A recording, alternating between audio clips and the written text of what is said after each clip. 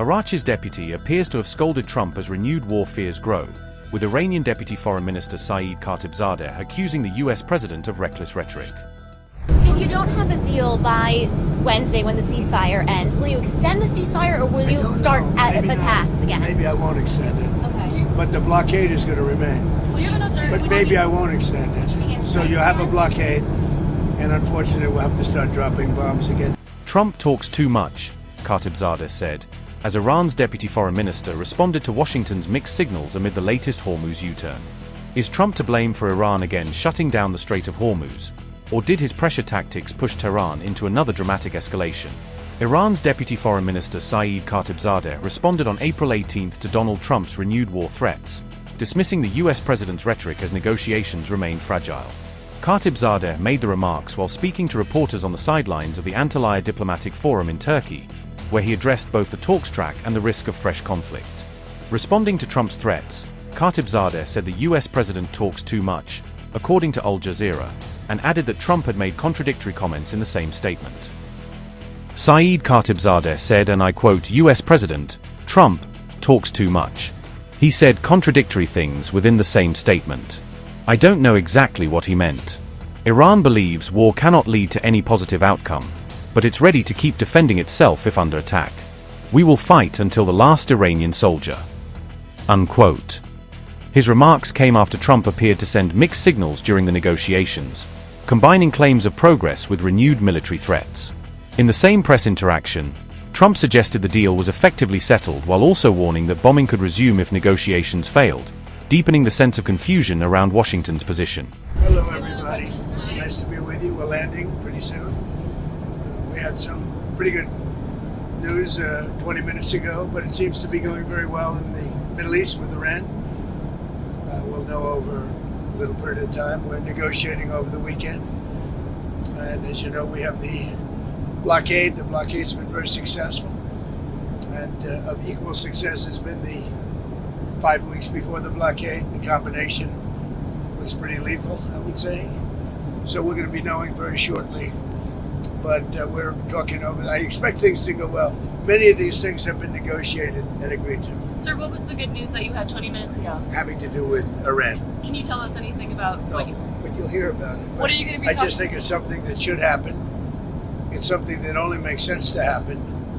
And I think it will. We'll see what happens, but Sir, I think it will. Have you agreed to... You told me on the phone earlier that everything has been agreed to. You told me earlier that everything has been agreed to. Iran was saying something different. So what has been worked out in that time? What say something different because, they have people that they have to cater to also. I really don't. I'm just doing the thing that's right. I'm just saying it like it is. And we have a situation, I think, that is going to be very beneficial. And the main thing is that Iran will not have a nuclear weapon. You cannot let Iran have a nuclear weapon. And that supersedes everything else. Are you personally the one that's making these negotiations? Are you personally the one that's making these negotiations move forward? Is it you I have people representing me, but I'm the one that makes the decision. Sir, in the Strait, there have been reports that the Pentagon's preparing for military action in Cuba. Are those reports true? Is Cuba next? Well, it depends on what your definition of military action is. Would it look like Venezuela or Iran? It really does. It depends on what your definition of military action is, as Bill Clinton would say. You understand that? No, a lot of people don't understand that. Sir, on the Strait, your 9 a.m. event tomorrow, what are you planning to announce? Well, we have something tomorrow, and it's a little bit of a surprise. I think it's a very positive thing, something I feel strongly about. Somebody's coming to the White House who's very good, very smart, very caring, a person that cares a lot about the country and beyond. And so we're going to have a news conference tomorrow, a little unusual. Saturday morning. About Iran? Yeah, exactly. No, well, it will be. Ultimately, everything's about Iran, I guess. It all morphs into Iran. You're going to be asking questions. But the Iran thing is just going well. Tomorrow is unrelated, but it'll be a form of a news conference. And I think it's going to be something very good for our country. Do you do something at the White House when this all does end, when you are able? We'll have a party. It would be great. Hey, we've been pushed around by Iran for 47 years, but not anymore. When you say that Iran has agreed to turn over their nuclear dust. What does that mean? Are they destroying their nuclear material? They're turning it over. Can you walk us through what that process looks like, sir? We're taking it. Very simple. We're taking it. Yeah. Does With that mean- Iran. We're going in with Iran. Does that mean U.S. We're boots taking on the it. ground to get We'll that? have it. I don't call it boots on the ground. We'll take it after the agreement is signed. There's a big difference before and after. BC. It's before and after. Sir, in the strait, are there going to be After restrictions? the agreement is signed, it's a lot different than before. We would have taken it. If we didn't have an agreement, we would take it. But I don't think we'll have to. Sir, in the strait, are there going to be restrictions and tolls managed by Iran for ships and vessels Nope. passing through? No way. No None way. at all? Nope. No restrictions? You talked to FISA, Mr. President. Restrictions, yeah, there'll be restrictions. You can't do the tolls. No, they're not going to be tolls.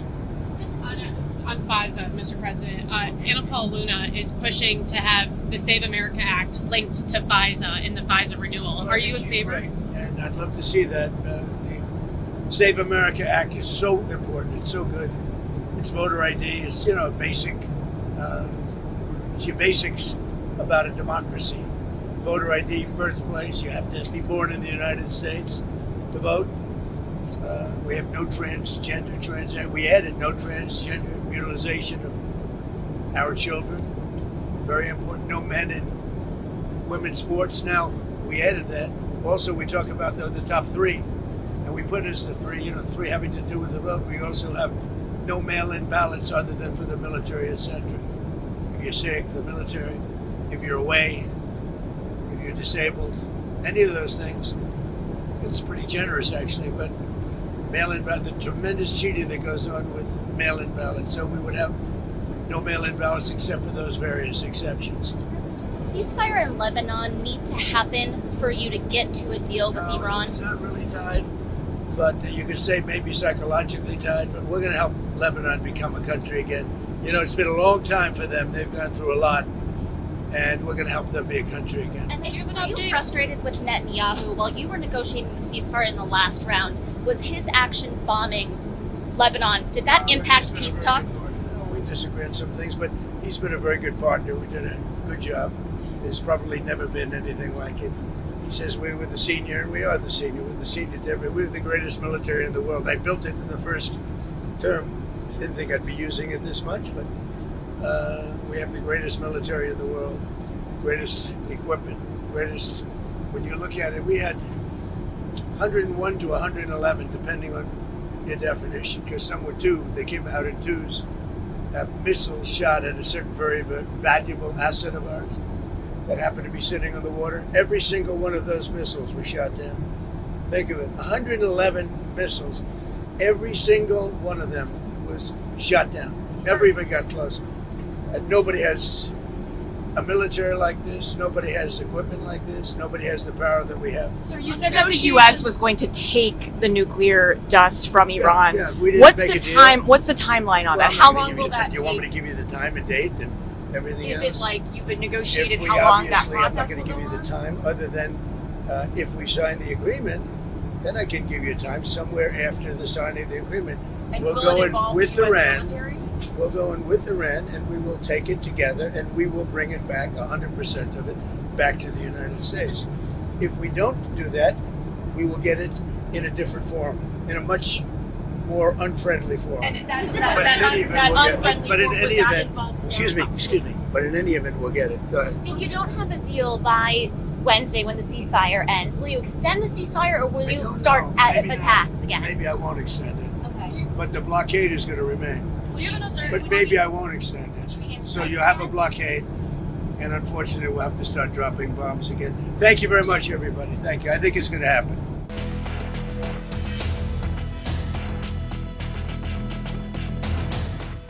Iran's IRGC appears to have moved again to shut the Strait of Hormuz after offering only temporary maritime relief, signaling a sharp reversal in Tehran's posture over the crucial waterway. The apparent U-turn came after Iran had blasted the United States for what it called banditry and piracy under the so-called blockade, turning the strait back into a major pressure point in the standoff. Ibrahim Zolfagari said, and I quote, "The Islamic Republic of Iran, following previous agreements, has consented with good intentions in the negotiations conducted to allow a limited number of oil tankers and commercial ships to pass through the Strait of Hormuz in a managed manner. But unfortunately, the Americans, with their repeated breaches of trust that are part of their track record, continue to engage in piracy and maritime theft under the so-called title of blockade. For this reason, control of the Strait of Hormuz has returned to its previous state, and this strategic strait is under the strict management and control of the armed forces. It announces that until the United States puts an end to the complete freedom of movement for vessels from Iranian origin to destination and from destination to Iranian origin, the status of the Strait of Hormuz will remain under strict control and in its previous state. Unquote.